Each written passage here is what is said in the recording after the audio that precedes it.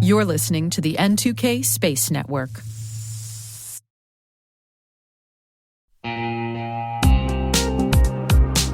Ever wished you could rebuild your network from scratch to make it more secure, scalable, and simple? Meet Meter, the company reimagining enterprise networking from the ground up.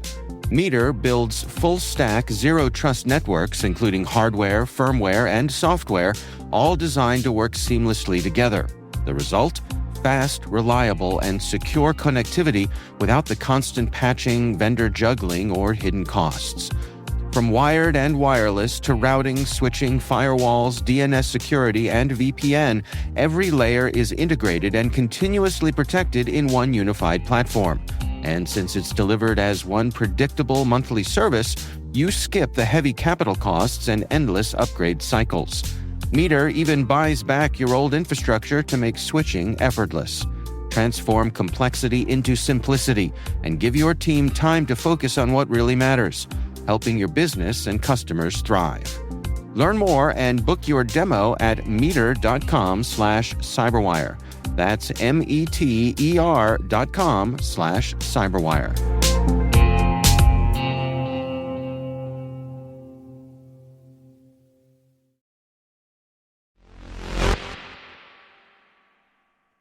Today is December 18th, 2025.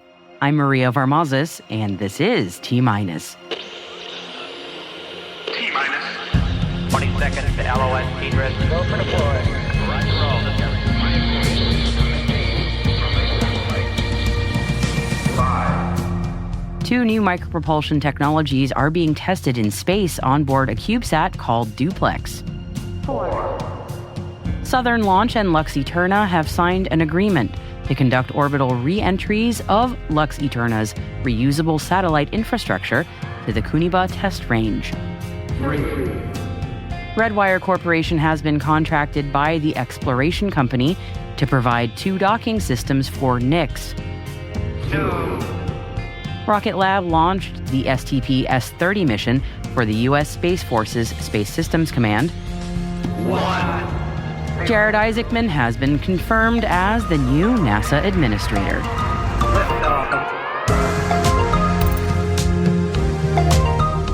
Later in the program, we're going to be hearing about the incredible lineup for Commercial Space Week coming up in Florida. I am super excited about this year's keynote, and spoiler alert, my inner child cannot contain herself. Want to know who I'm talking about and who else is speaking at the Global Spaceport Alliance Annual Summit, Space Mobility, and SpaceCom? Well, stick around to find out more from the Executive Director, Ryan Brown, after today's headlines.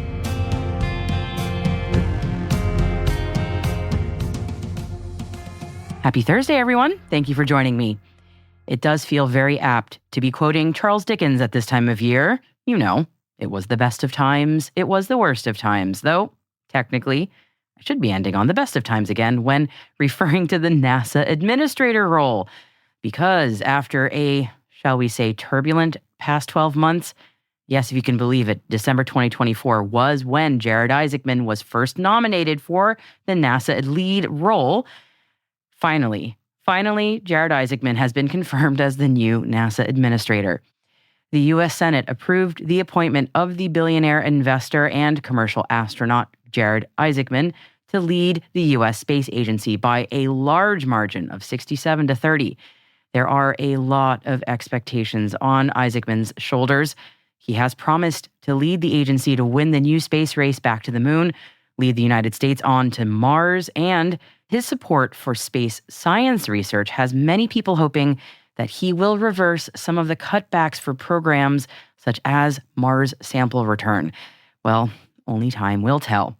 The NASA administrator role will be Isaacman's first job in politics, and he succeeds Sean Duffy, the transportation secretary, who has served as interim NASA chief since July. Officially, welcome to NASA, Jared Isaacman.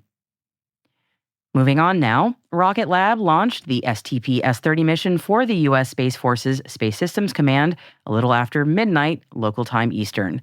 The launch was named Don't Be Such a Square. And let's admit it, Rocket Lab does have the best mission names. And the mission lifted off from Rocket Lab Launch Complex 2 at the Mid-Atlantic Regional Spaceport, better known as Mars, on Wallops Island, Virginia. The mission deployed 4 DISC-SAT spacecraft to a 550-kilometer low Earth orbit for the Department of War's Space Test Program. The spacecraft are managed by SSC's System Delta 89 Capability Development Branch and were developed by our partners at the Aerospace Corporation and funded by NASA. DISC-SAT is a proposed alternative to CubeSat satellites to improve the build, integration, and cost of future small satellite missions and unlock new possibilities across commercial, government, and defense applications. The launch was also, we should note, an impressive 5 months ahead of schedule. Congratulations to all involved. Redwire Corporation has entered into an agreement with the Exploration Company, or TEC, to provide 2 docking systems for TEC's spacecraft called NICS. Through an 8-figure deal, Redwire's state-of-the-art docking system, known as the International Berthing and Docking Mechanism, will support future autonomous rendezvous and docking capabilities for NICS, contributing to Europe's goal of strengthening autonomous access to space. The Redwire system is developed in Belgium in collaboration with international partners and the European Space Agency, and is also supported by the Redwire office in Poland. Demonstration flights for NICS are expected in the next few years. And let's head on down under for our next story, as Australia's Southern Launch and Lux Eterna have signed an agreement to conduct orbital re-entries of Lux Eterna's reusable satellite infrastructure to the Kuniba test range. The partnership aims to support the future of space manufacturing and operations with rapid, reliable, and flexible access to orbit, enabling governments, businesses, and research organizations to maximize the benefits of the space economy. Under the agreement, the 2 Lux Eterna Delphi satellites will return to the Kuniba test range with Southern Launch, and the first mission is targeted to return in 2027. 2 new micropropulsion technologies are being tested in space on board a CubeSat called Duplex, and Duplex stands for Dual Propulsion Experiment and has been deployed into low Earth orbit from the International Space Station on December 2nd. The CubeSat is fitted with 2 thruster systems that use spools of polymer fibers to provide performance levels of propulsion comparable to existing systems, but with greater safety during assembly and more affordability. And one of the propulsion technologies is a fiber-fed pulsed plasma thruster system, which uses an electric pulse to vaporize Teflon material and then uses the resulting ions to deliver strong, efficient thrust while using very little fuel. The other propulsion technology is a monofilament vaporization propulsion system inspired by 3D printers, in case you were imagining that, which heats and vaporizes a common polymer material known as Delrin to create continuous thrust. Both experiments are being conducted by NASA with commercial partners, and it all aims to create reliable propulsion systems that will help small spacecraft safely maneuver in orbit, reach intended destinations across the solar system, and accomplish mission operations. And we will keep you updated on their progress.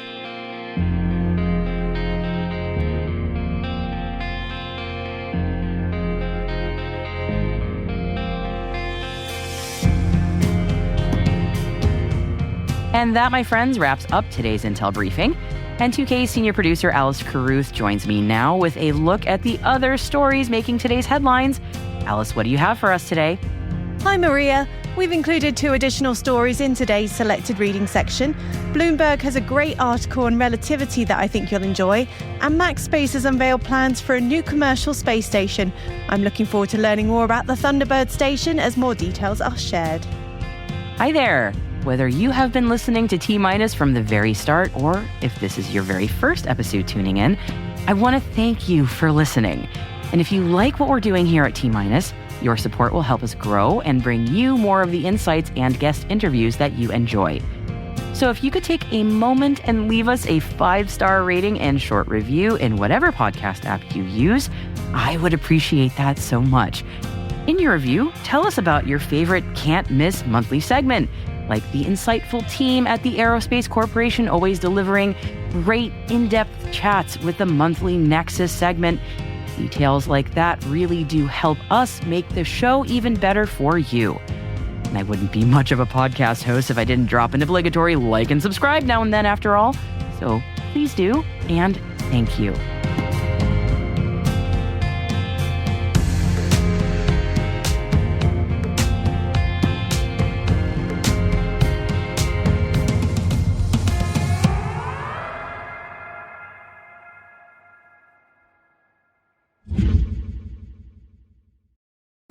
This episode is brought to you by Indeed. You're ready to move your business forward, but first, you need to find the right team. Start your search with Indeed Sponsored Jobs. It can help you reach qualified candidates fast, ensuring your listing is the first one they see. According to Indeed data, sponsored jobs are 90% more likely to report a hire than non-sponsored jobs. See the results for yourself. Get a $75 sponsored job credit at Indeed.com/podcast. Terms and conditions apply. While we are coming up fast on the end of the calendar year, we are also quickly approaching Commercial Space Week in Florida. And if you don't have plans to join, then why not? We're going to be there recording chats with some of the greats from across the global space industry. And I'll let our next guest share more about the keynotes shortly. And you can sign up to join us for the Global Spaceport Alliance Annual Summit, Space Mobility Conference, and SpaceCom starting on January 27th and running through January 30th, 2026 by going to spacecomexpo.com. Our next guest, Ryan Brown, has more details. Yeah, my name is Ryan Brown. I'm the Executive Director of SpaceCom. I also manage the Space Mobility Conference and work very closely with the Global Spaceport Alliance on their Spaceport Summit. All three events together make up Commercial Space Week, which is coming up here at the end of January. That's right. Yes, and that is what we're here to talk about, Ryan. So I'm very excited to be attending Commercial Space Week again in 2026. I really enjoyed it last year. So I'm very curious. I know every year with these mega events, there are things that people need to look forward to that maybe they didn't see in the previous years, or there's new stuff that you all have been working on. So I'm sure there's a lot of things like that you want to tell me about. So why don't we get into it?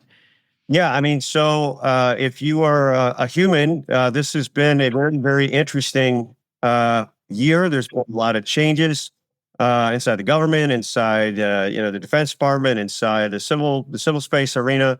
And so there is a lot to talk about, whether you're left of launch and working at a spaceport, whether you're in the defense community or in the civil space side or the commercial space side. There's been a lot that has happened in the last year. And I think the anticipation going into 2026 is just going to be, it's going to be just as interesting a year. So we're trying to reflect that as much as we can at Commercial Space Week. That's one of the beauty of having all three events there focused on each individual sort of market sector there, so that we can get involved and down and dirty in each category. So you're going to see some different things. You see, I mean, just to go through, each one, the Global Spaceport Alliance has seen tremendous growth this year. There's lots of global interest. There's lots of investment in that side of the industry. And so I think there's going to be a lot to talk about at the Spaceport Summit. On the space mobility side, our defense-focused event, we've taken a different approach to our content this year. We're focused on a warfighter capability and how the acquirer and the industry help get the Space Force to being able to provide that capability. A little bit different approach, and it's brought in some different fighting forces on the military side and some new speakers on the commercial side. And then at SpaceCom, we are, as NASA is too, we are leaning into the Artemis missions and getting humans back to the moon and ultimately to Mars and into deep space and all the technologies and services and things that are going to have to be figured out and scaled to enable us to do that. So lots and lots to talk about at Commercial Space Week this year. Oh, that's so exciting. And I'm thinking specifically for the timing with the Artemis mission also. It's going to be a good time to be in the Orlando area, that's for sure. So for heaven for space nerds right now. So that's a good time. Are there any specific tracks or anticipated speakers that you really want to make sure that people know about? Yeah, we've got some great, I think just because of the gravity of everything that's going on and the weight of everything, we got some great keynote speakers this year. I know we've got politicians coming down to talk and be on our stage this year, which has been tough for us to get just because of the time of year that we're in. But we've got senators, we've got congressmen coming down to talk. We've got big time keynote speakers on the Space Mobility Conference. We've got General Whiting from USSFCom coming to talk about what they need as a fighting force from the space community. On the SpaceCom side, we've got Bill Nye coming to talk about how important the science community and science missions are ultimately to the commercial industry, not just to the science community, but how that science supports the growth and development of everything that we're working on and we're trying to grow here. We've got Christian Davenport, who's just got a book out this year. He's coming to talk about Elon and Jeff. And then we've got some economic experts from KPMG, Brian Miskey, coming to tell everybody what he thinks is going to happen and how he sees non-space industry starting to connect to the space industry and what that's going to mean for us and for them. So we're very excited to have those folks come down, and we're adding more every day. We've got key NASA personnel coming down to talk. We've got U.S. Space Force PEOs all over the stage as well. So it's really a can't miss event if you need to know what's going on in the space industry. I'm curious what your pro tips are for people who've attended in the past or maybe might be attending for the first time this year, for them to get the most out of the entire event, because it is quite big. It's not big. It's never big enough, right? It's been interesting. We have a lot of folks that comment on they like the size of it. But I think there's still so much more community that could come in and contribute and be a part of the event. So we do anticipate it being a bigger audience than we had last year. Our exhibit hall is going to be the biggest it's ever been. So the event is growing, I think, just because people are interested in it. We have a lot of technology products that we offer as an event provider that enable an attendee to find their way around. There'll be a mobile app that attendees can start downloading to help them navigate their way through the program, set schedules for themselves, set meetings, and connect with exhibitors and attendees that they might want to meet with on site. So we'd encourage everybody to take advantage of that. For new attendees and returning attendees, we've got a new feature we're very excited about this year. We try to, if you've ever sat through an hour-long panel discussion, sometimes they're not always the most exciting thing, or they're hard to engage with sometimes. So we're adding a software product this year where attendees can take notes on their mobile device as they're going through the presentations, but it actually is recording and then using the same AI software that will record like your video chats, and it'll send every attendee that was in that session an AI executive summary of what was said in that session and a full transcript. That's handy. And that'll be available after the event too. So if you can't remember exactly what would happen, what was said, or you're like, I know there was somebody on that panel that said something, I can't remember who it was or what they said, you'll be able to go back and review that transcript and find that note or find that quote or reach out to the speaker that said that thing. So there's some things that we're trying to do. Like I said, it is getting bigger. So we're trying to make it easy and make it feel small still for people to get in there and use it. But having everything compact there at the convention center, the 3 different audiences there, it's really an opportunity like very few others. And we hope to see everybody there taking advantage.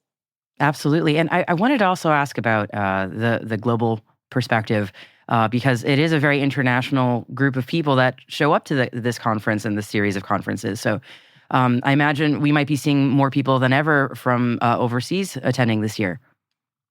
Yeah, and we've seen more interest. I think there's, the global political landscape has been an interesting one to navigate this year. So we've seen a lot of international space agencies start to take a larger role in defining standards and moving forward in some certain technologies, as opposed to looking to the United States to always lead the way. We obviously want to maintain that global leadership in the space industry. So we welcome those international communities to our event to have conversations with our domestic space community. And so, we've got interest from multiple nations this year: the Italians, as always, the Australians, the Japanese, the EU, the UK. Like there'll be a large contingent of international groups. I know I'm forgetting to mention a bunch. South America is coming, especially since we're in Florida, which is kind of the gateway of the United States for South America. We're starting to see more and more folks attend from that part of the world too. There's African nations in attendance. We really have most of the allied global community attending and taking part in discussions and learning how to be a part. Because like I said earlier, like if this is really going to scale, and we want to get to the levels of economic levels that everybody's talking about, it is going to take the global community to get there. Absolutely. Well, Ryan, I know we're coming up on time, so I want to make sure that if there's anything else you wanted to mention to our audience to entice them to register if they haven't already, I want to give you that opportunity. Yeah, I would say, my sales team would kill me, but, we often send out promo codes. So if you haven't received one already, I'm sure one will be coming your way. So take advantage of those to get in to the event for the best value possible. We think that the All Access Pass is the way to go because it gives you access to all of these different communities and all of this different content. And it's so much of it crosses over and is relevant. So it's hard to just attend one event or the other. So we try to make it easy and simple and affordable for everybody to be there for the whole week. But, again, having all three communities there between the ground industry, the left of launch industry, the spaceports, the defense community, and then the civil space and commercial group, it is an opportunity to start the year off, to see everybody heading into the year's slate of events. We sort of get things kicked off. There's a lot of announcements coming out this year. And we're forming new partnerships. We're growing our community. There are more and more people coming to be a part of our event and to experience what happens at Commercial Space Week. So, don't wait to get your registration. The holidays are coming up quick, and make sure you take care of it beforehand so you don't forget, and then you're scrambling at the last second. So we appreciate everybody's support and, helping us to grow this community and the industry overall.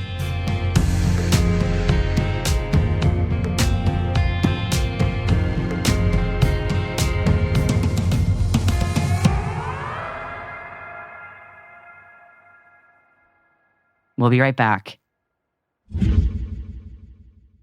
Thursday Night Football is on, and it's only on Prime Video. Brilliant, just brilliant. This week, the West Coast action heats up when the Rams meet the Seahawks in a huge divisional showdown. Coverage begins at 7 p.m. Eastern with football's best party, TNF Tonight, presented by Verizon. And don't miss the Broncos and Chiefs on Christmas night. It's Thursday Night Football, only on Prime Video. Not a Prime member? Not a problem. Simply sign up for a 30-day free trial. Restrictions apply. See Amazon.com/Amazon Prime for details. Welcome back. The third ever interstellar object ever found in the history of astronomy, Comet 3I Atlas, has been making for a lot of interesting headlines this year. Now, it was discovered this past July, and since then, what's the deal with this comet? How interstellar are we talking? Is it aliens? No, it's not aliens, despite how much some of you might be hoping. Yes, I see you. This interstellar object is many billions of years older than our solar system, between 8 and 14 billion years old, whereas our solar system is a mere 4.6 billion years old, give or take. So we do have an ancient visitor in our midst right now. And this visitor is making its closest path to Earth on the 19th of December, 2025. Yes, that is right. If you are listening to me the day after we publish this episode, and I know that's when lots of you do, we have the stats. 3I Atlas is the closest to us that it will ever get right now. Yes, literally right now. In addition to being really stinking old, 3I Atlas is also quite chemically distinctive from comets that originate in our solar system. It's got a lot more nickel and iron to it, for example, and it has a high amount of diatomic carbon in its coma, or the hazy halo around the comet, which helps give it its distinctive greenish hue as it has been heating up in its closer pass to our local star. And when I say it's making its closer pass, it is still twice the distance from us as we are to the sun. So yeah, it's still very far away. Now, 3I Atlas is actually visible to the backyard astronomers in the Northern Hemisphere right now, which is the first time us ordinary folks could actually see an interstellar object. Kinda neat. And it will be in view through January, so don't fret if you didn't catch it just now. And with the Rubin Observatory having come online earlier this year, undoubtedly we will see many more interstellar objects being discovered in the coming years. And like 3I Atlas, they are going to be full of interesting surprises and will also, to the disappointment of some, and some of you no doubt, still not be aliens.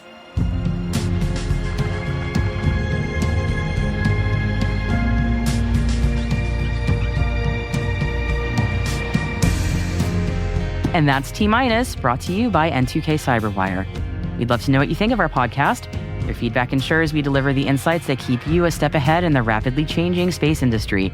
If you like our show, please share a rating and review in your podcast app.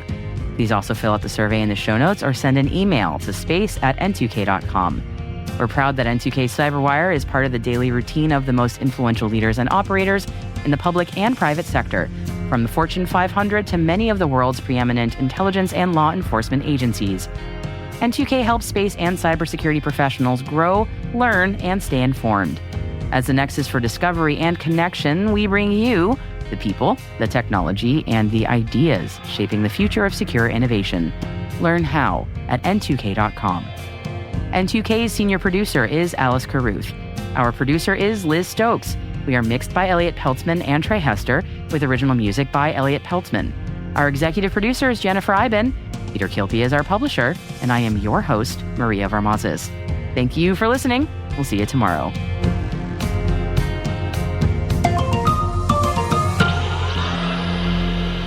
T-minus